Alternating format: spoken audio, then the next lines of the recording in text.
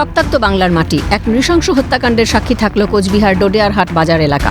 Shoot out চলল কয়েক round গুলি। বাইকে এসে দুষ্কৃতীরা গুলি চালায়। গুলিতে মৃত ডাওয়াগুড়ি গ্রাম পঞ্চায়েতের প্রধানের ছেলে অমর রায়।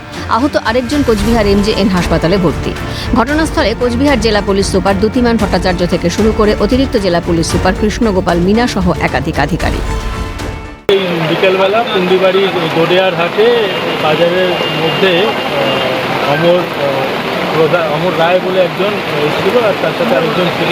কেউ বা কারা দুটো মোটরসাইকেলে এসে তার উপর গুলি চালায়। তো একজনের গুলি লেগেছে, পায়ে লেগেছে, সে হাসপাতালে ভর্তি আছে, আরেকজন মারা গেছে। আমরা কোচবিহারের এই যে ডোডিয়ারহাট, এখানে কিন্তু অমর রায়ের যে মৃতদেহ সেটা কিন্তু পড়েছিল। ইতিমধ্যে পুলিশের পক্ষ থেকে গোটা জায়গাটাকে কিন্তু ঘিরে ফেলা হয়েছে, তার কারণ যাতে কেউ এখানে না ঢুকতে পারে। আর এই হাটে কিন্তু শনিবার দিন করে হাট বসে। আজকেও কিন্তু হাট বাজার চলছিল। ঠিক সেই সময় দুপুর বেলা কিন্তু হঠাৎ করে দেখা যায়, যেটা স্থানীয় সূত্রে জানা গিয়েছে, যে ডাওয়াগুড়ি গ্রাম পঞ্চায়েত প্রধানের ছেলে অমর রায়, তার সঙ্গে আরেকজন ছিল, তারা বাজারে এসেছিলেন। আর তারপরেই দেখা যায় যে হঠাৎ করে যখন তারা এই জায়গাটা দাঁড়িয়েছিলেন, এই ঠিক আমার ডান পাশ থেকে কিন্তু বাইকে করে দুজন, মাথায় হেলমেট ছিল, তাদের মুখ ঢাকা অবস্থা, তারা উপরে গুলি করতে করতে কিন্তু আসে। প্রায় 10 রাউন্ডেরও বেশি কিন্তু গুলি চলেছে, এমনটাই কিন্তু জানা গিয়েছে। ঘটনার আকস্মিকতায় ভরা বাজারে আতঙ্কিত ব্যবসায়ীরা। আমরা জানি বাকি এরিয়া অনেক। কখন হলো, কিভাবে হলো? হ্যাঁ, আমরা যে বাকি এটা অনেক।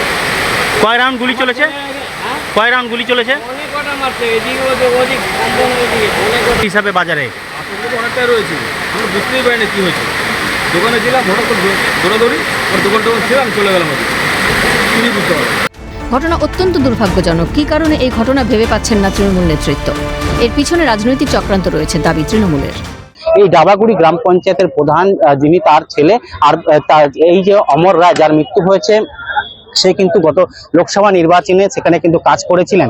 সব মিলিয়ে একটা যে পরিস্থিতি, কি কারণে এই ঘটনা ঘটলো, কারা গুলি করলো এসে বাইকে করে এভাবে দুপুরবেলা, সেখানে দাঁড়িয়ে কিন্তু একটা নিরাপত্তার বিষয়ে কিন্তু একটা কয়েক রাউন্ড 12-14 রাউন্ড ফায়ার হয়েছে। দুটো বাইক নিয়ে দুষ্কৃতীরা এসেছিল, তার একজন জখম হয়েছে, অমর স্পট ডেড। খুব দুঃখজনক ঘটনা এটা, বলার ভাষা নেই। একটা বাচ্চা ছেলে, বয়সও বেশি না ওর, এরকম হয়ে গেল। আমরাও স্তম্ভিত হয়ে গেছি যে রাজনৈতিক ভাবে তাকে দমানোর জন্য, চাপানোর জন্য হয়তো বা এরকম হতে পারে, কিন্তু এরকম মর্মান্তিক ঘটনা বাজারের মধ্যে পূর্ণ যারা। কজনের গায়ে গুলি লেগেছে? 2 জনের গায়ে। তারা নাকি 2 হাত দিয়ে গুলি করতে করতে, ফায়ার করতে করতে তারপর পালিয়ে গেছে। কত রাউন্ড ফায়ার হয়েছে? যারা শুনলাম এসে নাকি 10-12টা নাকি ফায়ার হয়েছে। সমীক্ষা বলছে, জুলাই মাসে 21 দিনে খুন হন 6 তৃণমূল নেতা।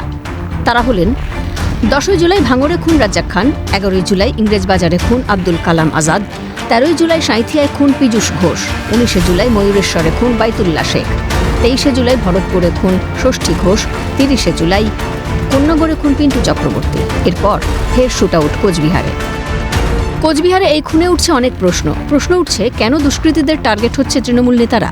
আগ্নেয়াস্ত্র নিয়ে কিভাবে এলাকায় ঘুরে বেড়াচ্ছে এরা? আতঙ্কিত স্থানীয়রা। শশীকেশ রায়ের রিপোর্ট, ক্যালকাটা নিউজ।